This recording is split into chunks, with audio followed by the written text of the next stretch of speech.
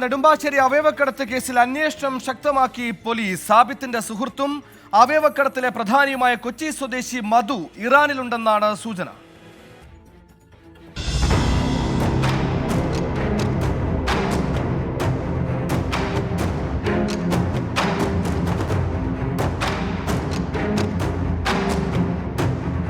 സാബിത്തിന് പുറമെ കൊച്ചി സ്വദേശിയായ മധുവും അവയവക്കടത്തിലെ പ്രധാനി എന്നാണ് പോലീസ് നിഗമനം. ഇയാൾ വർഷങ്ങളായി ഇറാനിലാണെന്നാണ് വിവരം. ഇന്ത്യൻ എംബസിയുമായി പോലീസ് ബന്ധപ്പെട്ടു. കൂടുതൽ മലയാളികൾ സംഘത്തിലുണ്ടോ എന്നും പരിശോധിക്കുന്നുണ്ട്.